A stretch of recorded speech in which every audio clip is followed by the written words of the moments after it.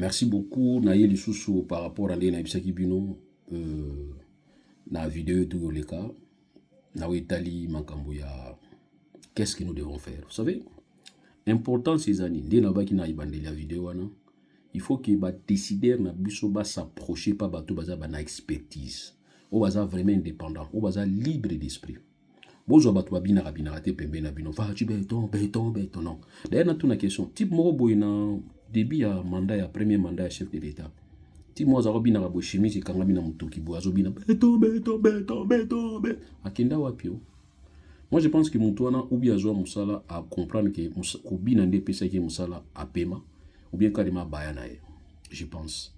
Mais dis-moi maintenant Koubina wana ça apporté quoi na mboka? C'est ça le problème. Il y a des problèmes. Hein? Tout le monde doit réfléchir. Au moins, si vous négligez il y a aussi sa classe, na graduat, na licence, pour se négliger les travaux na bango na basala wana. Ils sont très nécessaires. Quand vous donnez un sujet, moi na ça la recherche, tant que ça la recherche, vous doutez les travaux nyonso wana ou bana kotala parce que na kati ba pesa ba recommandation. Ba pesa la problématique. Ba ici problématique, ba pesa ba ici, ba pesa ba solution. Il y a un travail scientifique. C'est très important. L'utililo, beaucoup le na étape où tout ça nango.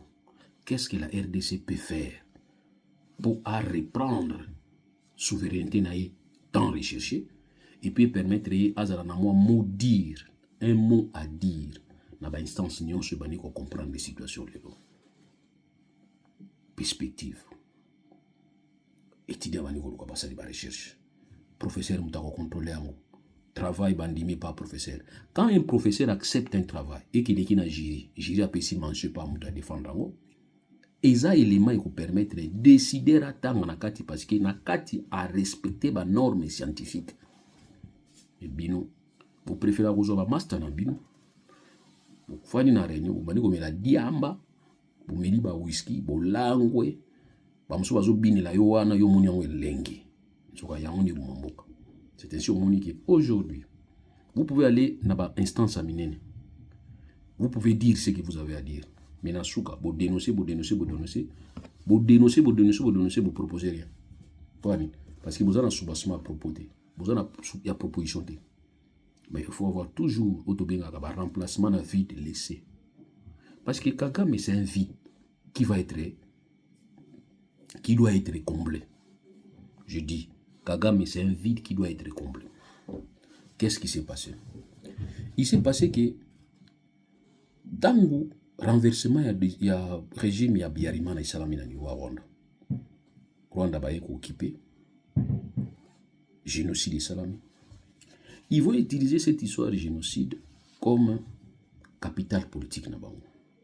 Comme mode à compassion pour ramener tout le monde à la compassion.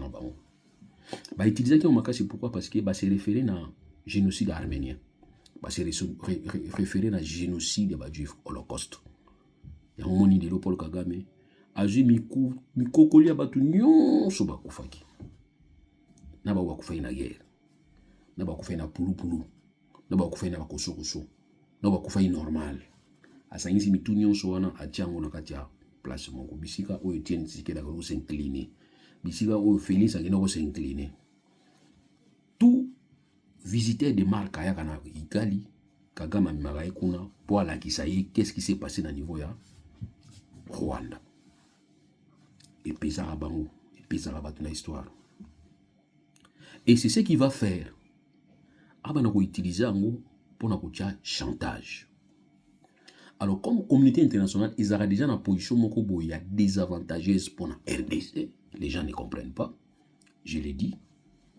Position on est pourquoi? Parce que dès le départ, la RDC c'est un pays où intéressant qui monde entier en termes de ressources. On va confier qu'il y a un monsieur pour permettre à ce que tout le monde récupère la liberté de navigabilité du bassin du fleuve Congo. Pour moi, nous considérons comme Makoko, il y a l'Organisation mondiale du commerce, parce que c'est là où on va définir certains principes. Toye na isolo, il y a l'uranium. Les États-Unis vont déjà s'intéresser à l'uranium Congo, Banda Kala. pour que non mboka wana ou ya ko contrôler ngo a ko contrôler le monde. Notre pays, ce n'est pas un pays n'importe qui, n'importe comment tu vas gérer ngo. Non, il faut tous à tout focus. Ils vont utiliser Paul Kagame comme cet élément pouvant permettre à ce qui a déstabilisé Bissot dès l'interne, pour permettre à ce que Bissot tous à va profiter davantage. Parce que nous vous avons dit que même en 1960, la Belgique va dire avant indépendance, c'est après indépendance. Donc pour eux, il y a qui changement et salamate. C'est là où il faut commencer maintenant à réfléchir. Mais Bissot fort malheureusement, on ne réfléchit pas dans ce sens. On prend les gens où ils ont au réfléchir dans ce sens. Qu'est-ce qu'il faut faire? Moi, je pense que nous devons commencer à réfléchir. Pour réfléchir, beaucoup de temps accord cadre et Addis Abeba. Dans la recommandation, on va payer ça qui est République du Congo. Parce que dans la recommandation, on va payer ça qui est pays limitrophe à RDC. On doit respecter qui est en Gazate. Mais je pense, toujours qu'il y a une logique, il y a respect à bas, engagement à bas pays voisins, par cette pression où ils allaient que ça la malelo tout ça comme on. Une fois je vous ai dit, pour qu'un décideur ait une décision, il faudrait qu'il y ait l'influence, pas bien en opiniocratie. Opiniocratie est un système politique où l'opinion et le peuple les influer sur les décisions prises par les décideurs, les dirigeants. Tant que l'opinion nationale française va comprendre exactement ce qui se passe dans le niveau France, dans le niveau RDCT, dans le cadre de la politique extérieure, dans la position où France va jouer par rapport à RDC, et que les Français vont comprendre ce qui se passe réellement, ils ont tendance à influer les décideurs, et celle-ci, là, vous allez remarquer, ils vont dire que les gars Est, il ne faut pas mêler tout le monde. Les gars Est, rien à voir dans Rwanda. Mais or, Bissona Yoto Yebi que Rwanda a pour beaucoup dans les gars Est. Monsieur Laurent disait Kabila, tant Oyo, Sogazalaki Mbiazali, homme le plus sérieux. Parce que lui disait toujours que jour communauté internationale qu'on comprendre, situation qui changer. Mais moi je pense que comme il y a un point, communauté internationale communauté n'a point à comprendre que Rwanda devient un problème. Pourquoi Rwanda devient un problème? C'est parce que nos pays africains, il faut se rendre compte que nous sommes obligés à avoir une certaine liberté pour gérer la souveraineté dans Bissau. Alors, ils ne comprennent pas pourquoi est-ce que Rwanda doit toujours être utilisé pour déstabiliser la vie du Congo. À partir du moment où, dans les cadres et accords cadres à Addis Abeba, que le pays limitrophe, mon côté, il faut accepter que Bazalanet n'a pas point d'appui, n'a pas rébellion au niveau de la RDC. Rwanda boya, limite, les rapports et confirmer que Rwanda réellement a soutenir, non seulement a soutenir, mais armée naïsa dans la RDC, pas au bunda contre le régime de la RDC. Qu'est-ce qui était un peu conflit? C'est de voir la République du Congo continuer à négocier avec Rwanda comme si le problème était. Ça, c'est entre 2023 et 2023 dans les lots. Les gens ne comprennent pas. On dit là sur mais qu'est-ce qui se passe? Ukraine et Russie basent la guerre. Je ne pense pas que l'ambassadeur de l'Ukraine est en Russie, l'ambassadeur de la Russie est en Ukraine, non. Pose basent la guerre. Basent la guerre, basent au bunda. Et je ne pense pas non plus que la frontière n'a pas mis les airs au fond. Je ne pense pas. Et je ne pense pas non plus qu'il va continuer à commercer. Je ne pense pas. Mais au même moment où on parle de l'agression à la du Congo, c'est au même moment où on va commencer à signer l'accord pour la raffinerie. Il y a or, le même moment où un grand conseiller chef d'État va dire que non, Rwanda a un agenda, Bissau a un agenda, Bissau a une richesse, win-win. Au même moment où un conseiller chef d'État va passer pour dire que Rwanda c'est un bon partenaire, tout ce travail. Au même moment, Rwanda est na RDC, Bayembeli Paul Kagame, Yonani Oboya Paul Kagame. Vous croyez que Batunyo Soana au Bazali Banda Communauté internationale, Bazamaïli était Bazamaïli, Bayebi. Ils savent. Bayebi. Gestion na mutu osala ko malamu te biso moko. Voilà, tout ça nous-mêmes. Or, ceux qui sont approche moko to yeba nini to lingi réellement, on va d'abord commencer par s'imposer comme État. Et c'est pas se faire respecter comme État. Mais pour arriver à ce point-là, moi je pense que Il faut tout le tout possible, tout va à niveau, il y a réflexion. Aujourd'hui, quand vous dites que le petit Ibrahim Traoré, c'est un petit, un jeune, c'est un jeune. La bengi petit point, pendant la Sabino que comme président, il est extraordinaire. Et comme président, il est facile, comme président, mais que gérer que ça le président, il a un problème. Ibrahim Traoré. So il est le jeune, il va accompagner, parce que ce qu'il voit en lui, n'habite à la montre malunga. Pour mon avis, je me suis montré mon bon vérifier mon toit, il y a 20 euros. Montre à Zolata. C'est ainsi dans une question. Alors, comment est-ce que Bato Burkina Faso Baza? Quelle valeur Bato Burkina Faso Baza Ranango? Ils avaient un président, Thomas Sankara. Très simple, il est mort comme il a vécu. Rien, alors rien. Et il a préféré servir. Oh, pas ça, il y a tout le monde, on dirait. Tu dis, maman n'a été, mais maman n'a pas. Moi, si n'a pas, pas ça. Pas de bâmis, Christian Traoré na bango tomoniete, Anthony Traoré na bango tomoniete. Effacé, batiki papa, to batiki yaya, to batiki leki, asala musala pona Burkina Faso. Mais pas na biso, c'est pas le cas. Moyibi awali kampo. Soyi mutu ayibi, aza mutu na bango, non, c'est un père des enfants, c'est un père des familles, bon négligé était. Mais quand c'est l'autre qui a volé, quand on a un régime na bango te, mais ayiba inekala, il faut lokaye, bokangaye, mukamate. Voilà, donc ça dit tout ça, ça prouve que gestion au bozo sala na mboka, c'est ce qui fait que Batouba baye na bango pour accompagner bino. Mais ceux qui bozo sala gestion qui est vraiment rigoureuse, orthodoxie na gestion, vous allez remarquer que les gens vont dire non, topé ça y est.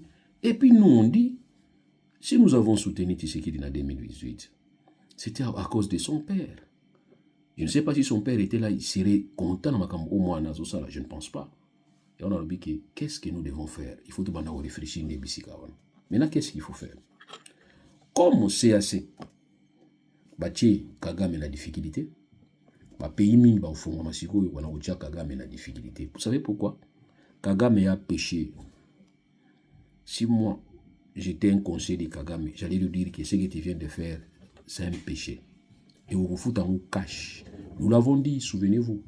Kagame tu as fait énerver Lorenzo. Non seulement Lorenzo, mais tu as fait énerver tous les chefs d'État africains. Pourquoi? C'est là jamais que tout kanisa lelo, que résolution y a problème y a Congo il faut y aller banda. Bango bazala nemonate.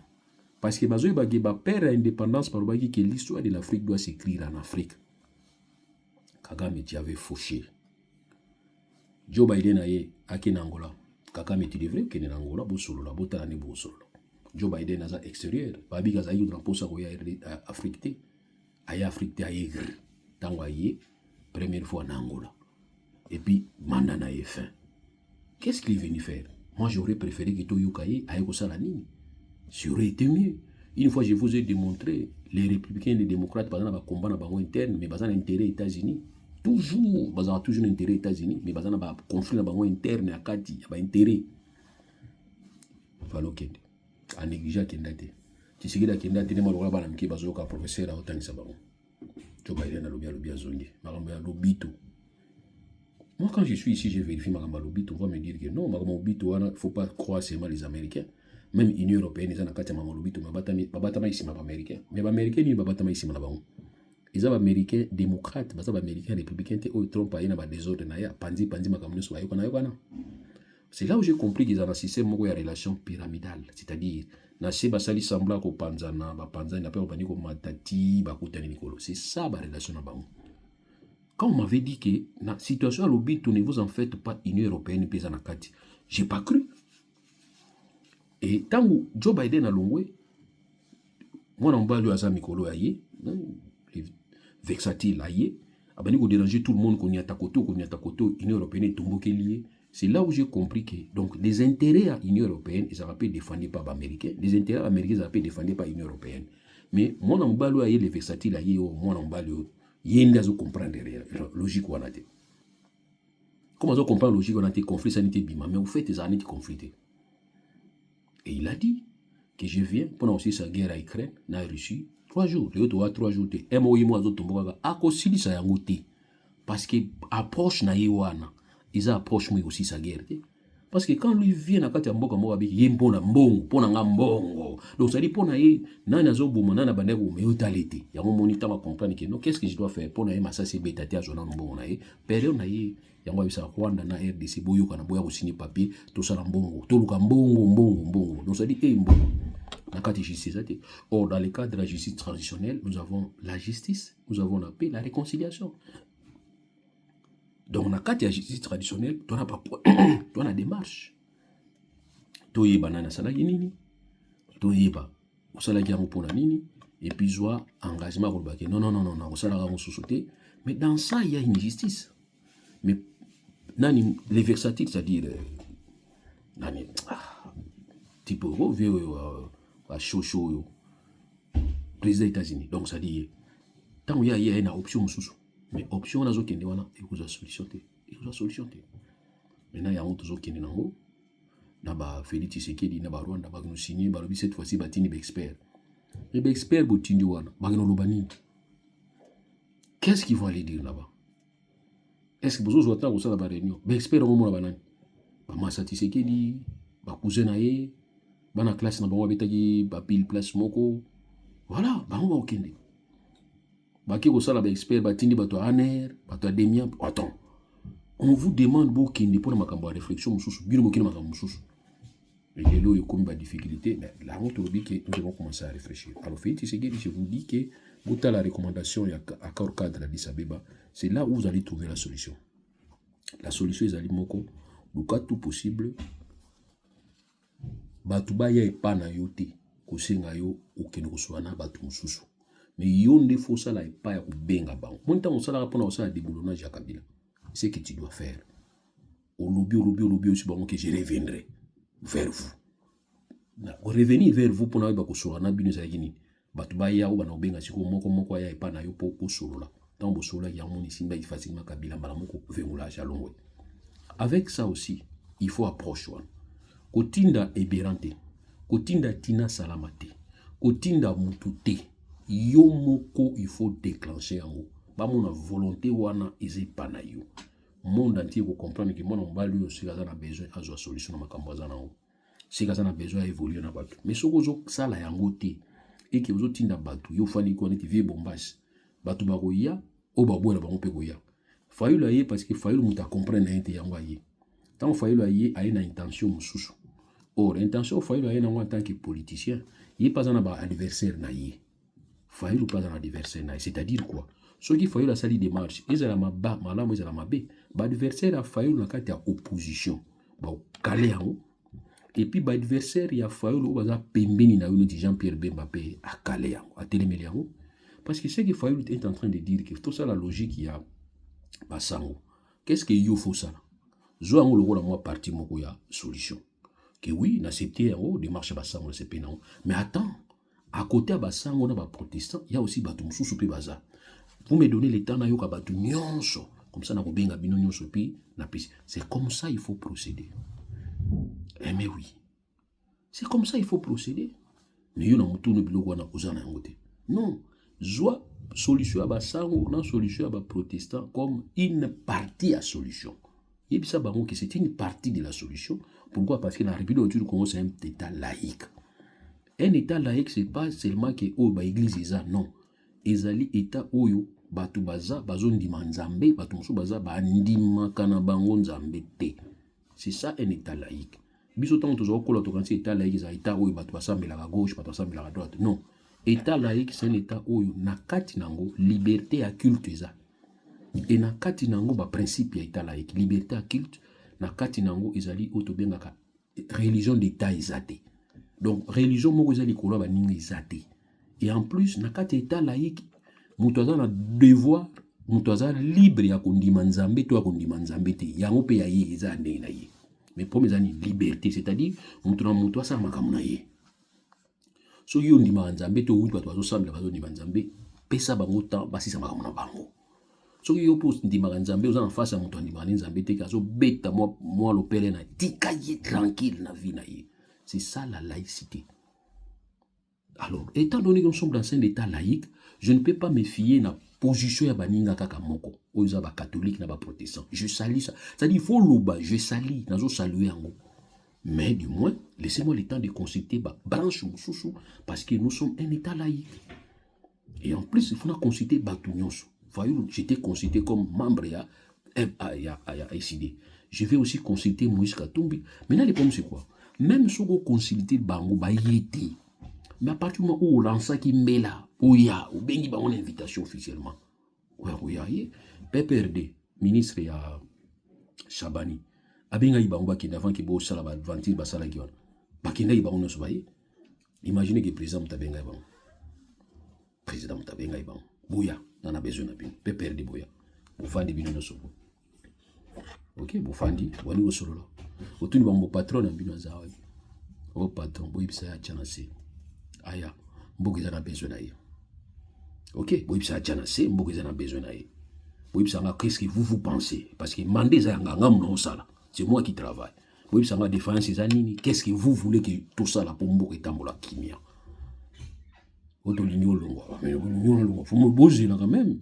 Oh ba élection les gars qui wana. So pour le big élection les bien tout ba élection alors tout ça les mandé za moi, net na saka na mandat moko. Yo pozo comprendre bango na barangage. C'est ça. Parce que si vous avez l'élection, ça va bien en 2023, alors je suis d'accord. Tout le monde a l'élection. Mais dans l'élection, c'est qu'il comptait à zéro. On a un mandat à moko. Au monde, c'est ça. Réflexion, ils ont en science.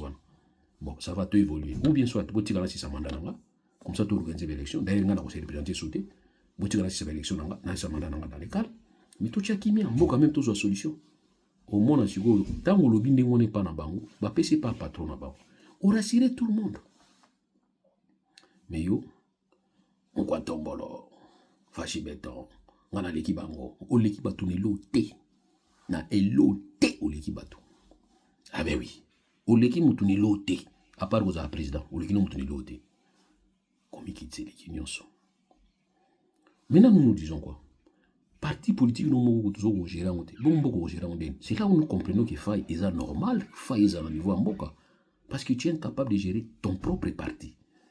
Na ba loi oyo sala ba ezotra mutuna yo mandat spécial. Mais mandat spécial yango créé ba to akufa kuna non mandat spécial na yo. Parce que celui qui réclame que Kabouya otambola bien, c'est parce que quelque part il se dit que Kabouya zawana na volonté na yo. Qu'est-ce qu'il faut faire? Organiser l'élection. Président sika kuma kuna. Boya bino tout ça l'élection à niveau parti comme ça président sika bima. Ça tu ne peux pas faire parce que ozobanga ki okozonga. Mais okozonga leloté. Même so ozongi. La carrière na yo wana. La carrière na yo wana so il est lozongi oza sous président et ko pesi candidature na yo face à membre moko à IDPS pour beaucoup ma président mais automatiquement yo kozonga no facilement. Voilà pourquoi tu es bino que Félix Tshisekedi il faut voir réfléchir na yo ensemble biso togo sala yango mais tous en difficulté pour ni parce que tant tozo sala yango tozo fingama et tant tozo sala yango na position ni toza nango lelo toza dia ba prévenir donc ndena za bona prévenir pour ni na ibité na bomi mututé mais naza prévenir parce que na loba ki maloba moko peut-être bino monyo ngala muté yango eza outrage na loba maloba moko boko ngala zo loba moko monyo niti so na zo ngako faux bruit. Mais je viens de vous lancer vidéo na ngana tindeli bino na kati ya Facebook nanga na lobi bien en France liberté zali. C'est-à-dire quand on dit liberté égalité fraternité la liberté moi je parle de la liberté za na fa na télévision na Hollande ne bazo soso la premier ministre ne bazo soso la président na bi mais on a RDC muto faut ba bomaye.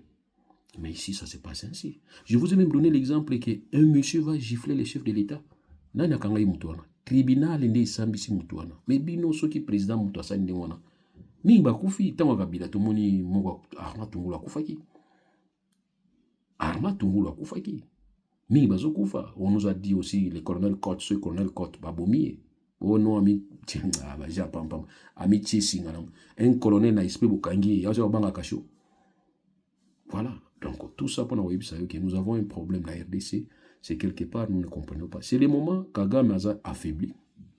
Je vous dis que si Kagame est affaibli na niveau à RDC, na niveau à Congo, na niveau à Afrique, c'est parce que tous les présidents vont comprendre que Kagame c'est un élément dangereux. Kagame a utilisé contre c'est-à-dire contre volonté wana comme en Afrique souverain. Et les gens ont compris que Kagame ne doit pas continuer avec nous comme ça. C'est ainsi qu'on a niveau à Brazzaville. Brazzaville, Denis Sassou Nguesso, non. À profiter d'un élément juridique pour rompre. Mais sinon, quand Denis signait, il était conscient de ce qu'il faisait. Mais Denis, quand il signe comme ça, est-ce que vous tenez compte de la RDC? La réponse qui est venue de Brazzaville, que Congo-Brazzaville, ils sont libres à signer dans mon Yalingi. Réponse de quoi qui est en mais ça nous a mis en difficulté. Et encore que tant que Christian côté Linzela wana rébellion côté Linzela wana tobi, ah mais qu'est-ce qui se passe? Donc voilà, mais aujourd'hui lui-même va dire qu'il n'a rien prêt bonaboué. Mais n'ayoka ba ça va se pelagi. Fachi beton. Asali loté. Fachi asali tiens. Bino bo pesa kaende tango wana yepa kanza lokola kuma nzambe. Mais azaka nzambe te yango nani Laurent Désiré Kabila bisa Mobutu. Mais qui t'a dit que tu étais Dieu? Donc Fachi asa nzambe te. O il est qui na niveau Brazzaville, eza bango moko ba Brazzaville wa. Peuple, bofinga ba peuple congolais te. Congolais à Brazzaville bofinga bango te bo manquer bango respecter. Ba tie pression na ndenge na bango et puis chef d'état comprendre qu'il faut na lokana anglais na bobimila. Abimeli wana qui to signé qui accord na bino qui 2 ans, il faut le tout possible banda misala mettre en valeur. Comment mettre en valeur na kati. Ba signé na 2022. Na kati ya clause ba qu'il faut ba mettre en valeur. Ba mettre en valeur te asa ini. Il est libre. Mais à profiter de l'élément et permettre à se libérer calmement. Il s'est libéré calmement. Tout le monde réfléchir dans tout. Félix Tshisekedi aider Batunayo, Babanda Tikayo, va créer le problème. Mais moi je pense que Batuno va créer le problème. Yo ozo encaisser en haut. Tant ozo encaisser en haut, je crois pas na yo. Ça vous souka. Les États-Unis, Ramaphosa komi kuna bani oswana Trump. Trump a passé ma kambebele, va refouler ambassadeur des États-Unis, à Sud-Afrique, va refouler, propos na ya tenaki, makelele. Ramaphosa obtenir rencontre dans la Trump. À côté de la Trump. Vous savez qu'est-ce qui s'est passé? Trump a eu une image. La RDC à la Kissi. Trump a candidat, il a une image Afrique du Sud, un fermier blanc. Non, on a une image na bisoté, ça va peut-être pays mususu. Média, tant la place dans ces pays en média. Heureusement que Christian Sakon peut aller récupérer biso pour na ben bango sabatu à récupérer. Félicitations, y'a biso Christian, c'est comme ça il faut travailler. So monique est réellement ça na pembeli na yo, oza na droit ya ko rectifier pour histoire et otika na histoire. Kalika ki na top Congo le bagi boito Congo tika ya lo abuzoba. Chiri kambu na sepela na so moto yambi moto ba na téléphone au kataka. Tete biloko na to boyango. Parce que aux détenteur de paix la vérité. Un journaliste doit être détenteur de la vérité dans l'histoire. Comme tu vois, un journaliste, historien au présent. Félicitations. Ramaphosa, Taliban, il mange à bisoté. Et médias, Trump, tu t'es trompé à RDC. Ils ont konaté. Trump, deuxième élément, n'a pas sanctionner Sud-Afrique. Il va prendre l'image, il y a le leader jeune, où il y a qui la ANC à des partis politiques, quand il disait des bêtises. L'Obama bé contre les étrangers. L'Obama bé contre les fermiers blancs. Trump a eu image à Tchéli Ramaphosa. Il y a défense à Ramaphosa. Image où la qui signe sur les Afriques du Sud. Mais Bisso, président Oyo, il a parti na Bisso à Koufa. Fait Nelson Mandela. À la qui s'est Bisso faut vivre dans la minorité blanche. Et il y a un créé qui to bengi nation arc-en-ciel. Politique na Bisso gouvernement. Et ça politique au garçon na Zolobate. Garçon na zalaki na Bisso mais to benga na ye.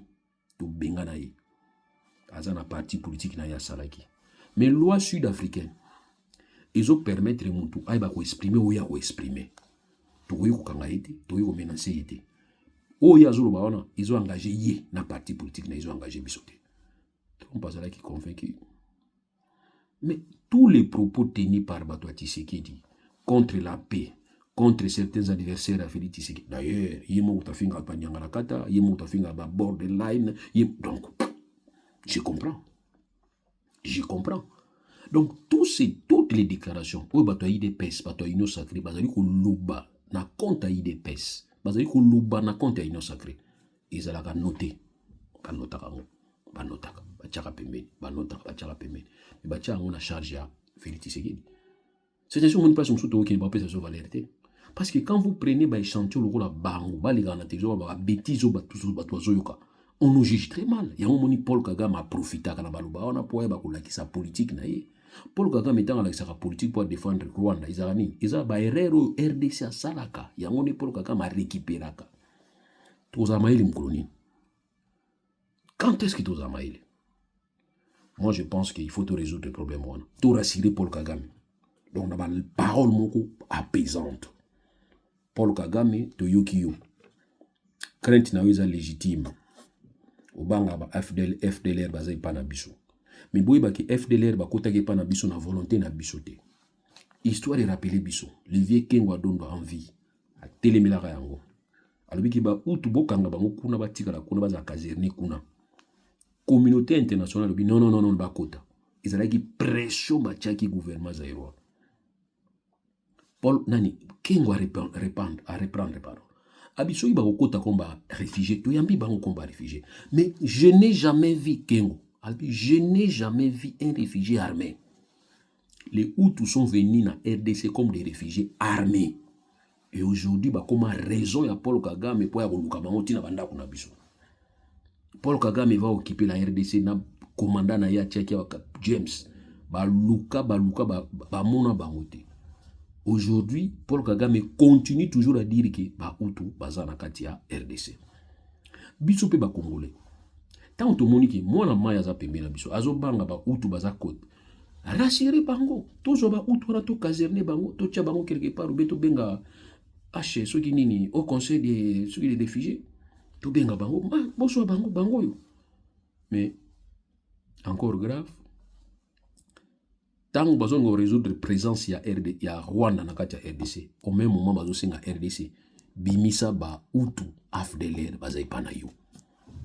Donc ici, je voudrais vous faire comprendre que la confirmation que la troupe rwandaise se trouve bel et bien na kati ya RDC, ils ont souci à démontrer, ils ont souci à douter. Et réciproquement, présence ya ba AFDLR na kati ya RDC, ils ont souci à bombarder. Donc c'est un match nul. C'est ainsi au monde où mais or, Rwanda c'est le pays agresseur. Le Rwanda c'est le pays agresseur. Mais spécialement dans le cas de Rwanda, parce qu'ils ont compris que les victimes ne sont pas responsables de ce qui est arrivé. C'est ainsi au monde où le Rwanda pour faciliter. Il y a sanctionné 1000 fois. Tout convenablement. C'est comme si tu au niveau de jargon, les juges vous renvoient dos à dos. Pourquoi? C'est parce que vous-même vous prenez les Hutus, vous avez na kati armée na bino, vous avez facilité à tika la toujours na mindoki na bango. Les loups vous comprendre que le gouvernement a kaleboya ki ba Hutu parce que nous allions créer un problème na kati sous région mobimba. Aujourd'hui sous région comme invivable. Ba Hutu ba comprendre que pour vivre il faut ba simba mindoki. Ba mi yibio ya Congo, ba voleur. Babiki akoyi bango pas besoin subir faut simba mindoki, bazo vu. Et les chefs de l'État vont se permettre les vaillants Wazalendo. Comme ça, on a Wazashu, Wazalov. Mais bon, si ici, combat, Maï, Bazalaki, force à résistance contre la présence rwandaise, contre l'agression de Zaginango. Maintenant, je pose la question. Quand vous dites que les Wazalendo vont défendre l'intégrité territoriale du Congo, les Wazalendo, vous étiez où quand le chef d'État est allé signer cette déclaration conjointe? N'a pas agressé Nabiso. Parce que vous posez la question par Kabila. C'est comme si les gens n'ont pas de questions à vous poser. Non, nous avons aussi des questions à vous poser. Cette question vaut bien à Kabila. Pour poser la question Kabila, Lilo aujourd'hui vous signez na ba rebelle wana oyo bundisa ki ba M23. Au bosani ke yo mutu bundisa ka bango. Ça question pas à Kabila. Et on a ko faire ba j'ai question à poser vous. Kabila question na yangwana. Mais bino pele na zotu na bino. Les Wazashu, les Wazalov, ma compatriote Wazalendo. Vous êtes où ou vous étiez où quand le président actuel est en train de signer une déclaration conjointe? Nabato bino bozo bundana bango, nabato bino boui présence na bango. Vous étiez où quand les conseillers Mibale Balobaki que Rwanda zali pays fiable, un partenaire fiable? Vous étiez où quand before Bissede Lobaï que Rwanda a un agenda à Makasi, biso faut travailler naé, tout ça là win-win. Et vous êtes où tant Félix Tshisekedi a signé les États-Unis, na o bino bolobara qui besoin de présence na RDC. Et avec un bonus pour vous dire que pour votre information, on va commencer à partager l'héritage, la richesse entre la RDC, exploitation au sein de la RDC, traitement au sein de niveau Rwanda, et point de départ, autobingi port et à départ, il y a la richesse nabiso et vous allez na Rwanda. Parce que je ne vois pas pourquoi est-ce qu'il faut faire signer à la République du Congo, na Rwanda, accord par là, partage et production, à partir du moment où biso tout ça en guerre. Parce que jusque là, on a guerre. Vous savez pourquoi on a guerre? Pourquoi? Parce que Tilelo, bazo kanga batuna Kishasa pour na combat M23. Tilelo, bazo kanga batuna Kishasa pour na présence infiltration rwandaise. Mais encore Tilelo, RDC, azo sur na Rwanda, pour les États-Unis, Tilelo, déclaration conjointe wana ezali. Encore Tilelo, guerre ezo continue. Encore Tilelo, batwa continue au finga M23. Tilelo, batwa continue au finga Rwanda. Tilelo, tout ça qu'on peut tenir isolé. Merci beaucoup.